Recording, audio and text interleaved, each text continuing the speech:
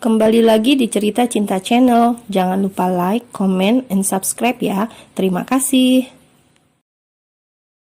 Jantung Alena terasa berhenti berdetak saat mendengar perkataan Abian kalau pria itu ternyata sudah mengetahui dirinya adalah Al.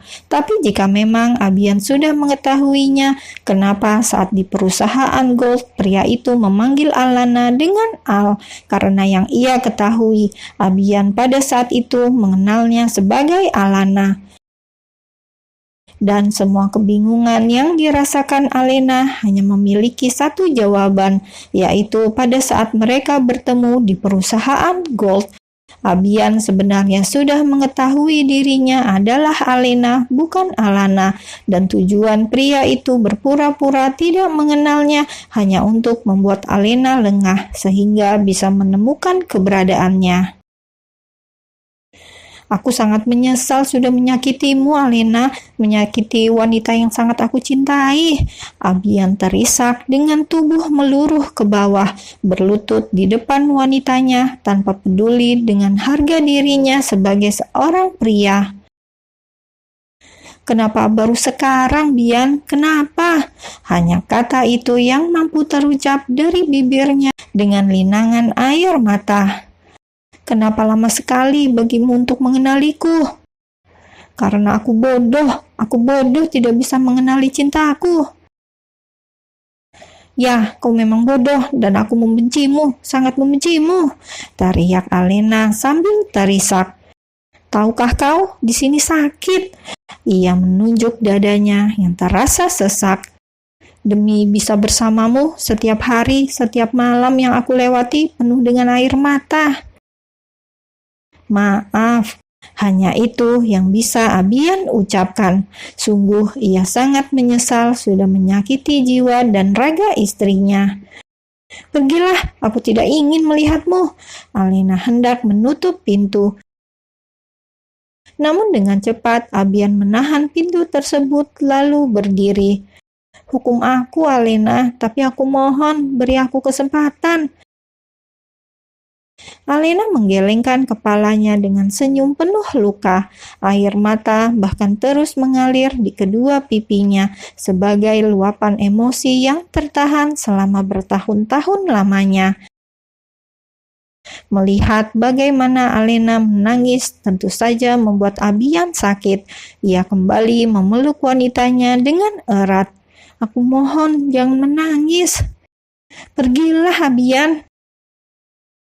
Aku tidak akan pergi sebelum kau memaafkanku. Mami, Mam. Baik Alena maupun Abian terdiam saat mendengar suara tangis anak kecil dari dalam ruangan. Anakku, Abian yang teringat dengan anaknya hendak masuk ke dalam.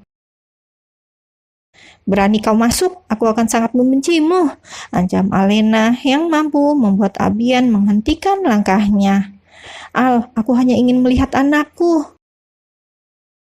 Anakmu? Alena tertawa sinis sembari mengusap air matanya.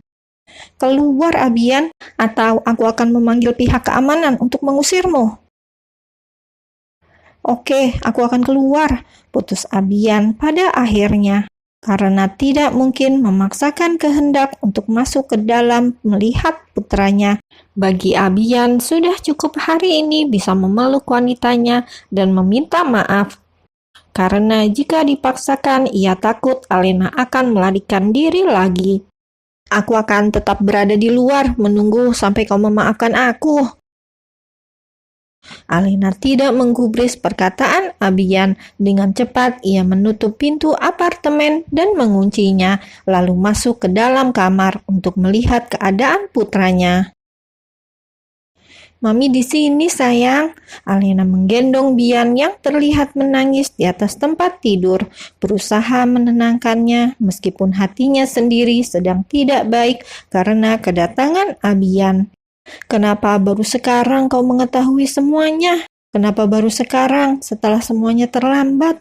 Bahkan setelah mengetahui aku adalah Al, kau tetap memilih Alana, bahkan akan menikahinya. Ya, kenyataan itulah yang membuat Alena kembali terluka karena Abian akan menikah dengan Alana. Meskipun pria itu tahu saudara kembarnya bukanlah Al. Dan semua yang tadi diucapkan Abian bahwa dia adalah wanita yang sangat dicintai pria itu hanya sebuah kepalsuan belaka. Karena sejatinya dari dulu hingga saat ini posisinya hanyalah sebagai cinta pertama yang tidak memiliki arti apapun di hidup seorang Abian Atmajaya. Di tengah kegalauan hati dan pikirannya, Alena baru teringat akan sesuatu, yaitu keberadaan dua orang pengawal yang selalu berjaga di depan pintu apartemennya, karena tadi para pengawalnya itu tidak terlihat hingga menyebabkan Abian bisa dengan mudah datang menemuinya. Alex pasti tahu sesuatu. Sembari terus menenangkan putranya yang masih menangis, Alena mengambil ponselnya dan mengirimkan pesan pada Alex untuk secepatnya datang ke apartemen. Sementara itu, Abian yang masih berada di luar terus berdiri di depan pintu apartemen tanpa mau beranjak sedikit pun dari tempat tersebut. Ya, dia akan terus berada di luar sampai Alena mau memaafkannya. Lagi pula, Abian takut jika pergi dari tempat tersebut, Alena dan putranya akan melarikan diri lagi. Dret-dret, Abian menatap ponselnya yang berdering dan langsung mengangkatnya setelah mengetahui orang yang menghubunginya adalah Ben. "Bagaimana?" tanya Abian to the point. "Nona Alena berada di perusahaan Gold sebagai Nona Albi," jelas Ben melalui sambungan ponselnya. Ia mengetahui informasi tersebut langsung dari Tuan Sky setelah diminta oleh Abian untuk mencari tahu ada urusan apa Alena di perusahaan Gold. "Albi? Apa Albi yang kau maksud adalah wanita yang diajak bekerja sama dengan perusahaan kita?" "Iya, Tuan." Abian terdiam sesaat, lalu di detik selanjutnya sebuah senyum terukir di wajahnya. "Coba kau periksa isi perjanjian kontrak yang sudah ditandatangani Alena dan laporkan padaku secepatnya." "Baik, Tuan." Ben hendak menutup ponselnya kalau saja tidak mendengar interupsi dari Tuan Abian. "Siapkan beberapa orang untuk berjaga di depan pintu utama apartemen. Aku tidak mau kehilangan istri dan anakku lagi." "Baik, Tuan." Setelah menutup ponselnya, Abian kembali menatap pintu apartemen dengan tatapan sendu dan hati mengiris pilu. Di dalam sana ada dua orang tercinta yang sangat dirindukannya, tapi ia tidak bisa masuk untuk menemui keduanya karena kesalahan yang pernah dilakukannya beberapa tahun yang lalu. "Aku benar-benar menyesal, Alena. Apapun akan aku lakukan asal kau mau memaafkanku dan memberikan kesempatan bagi hubungan kita, karena sampai detik ini kau masih istriku dan selamanya akan tetap menjadi istriku." Sementara itu, di tempat yang berbeda, atau lebih tepatnya di sebuah mansion mewah yang dijuluki sebagai mansion utama, Alex tengah membuka pesan singkat yang masuk ke dalam ponselnya. "Itu pasti dari Alena?" tanya Boy yang sedang duduk di kursi kerjanya.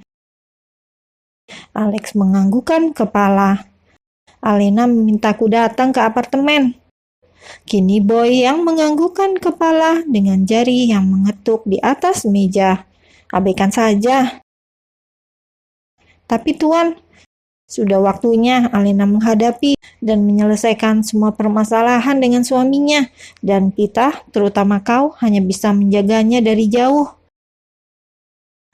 "Tapi Tuan, aku khawatir Alena tidak bisa." "Dia bisa. Aku yakin adik sepupuku bisa menghadapi permasalahannya. Lagi pula ada tugas penting yang harus kau kerjakan." "Tugas penting?" tanya Alex dengan mengerutkan keningnya. "Ya, tugas penting dan sangat berbahaya." Mendengar kata berbahaya, tentu saja membuat adrenalin di dalam tubuh seorang Alexander meronta-ronta. "Aku akan melaksanakan tugas yang Anda berikan," ucap Alex dengan menggebu. Karena setelah 3 tahun lamanya ia menjalani tugas menjaga dan menemani Alena, akhirnya Tuan Boy mengembalikan dirinya ke jalan yang benar dengan posisi seharusnya sebagai ketua tim Delta, yaitu mengerjakan tugas penting dan berbahaya. "Kau yakin ingin mengerjakannya?" Dengan cepat, Alex menganggukkan kepala. Ia sudah tidak sabar untuk menjalankan tugas berbahaya dari Tuan Boy. Meskipun di sudut hatinya yang terdalam, ia merasakan sesuatu yang tidak enak akan terjadi padanya. "Bagus, kau memang ketua tim Delta yang patut diacungi jempol." Boy tersenyum puas karena lagi-lagi Alexander mau mengerjakan tugas yang diberikannya tanpa bertanya dulu tugas seperti apa. Sama seperti yang sudah-sudah, pria itu akan mengerjakan apa yang disuruh olehnya sekalipun tidak menyukainya.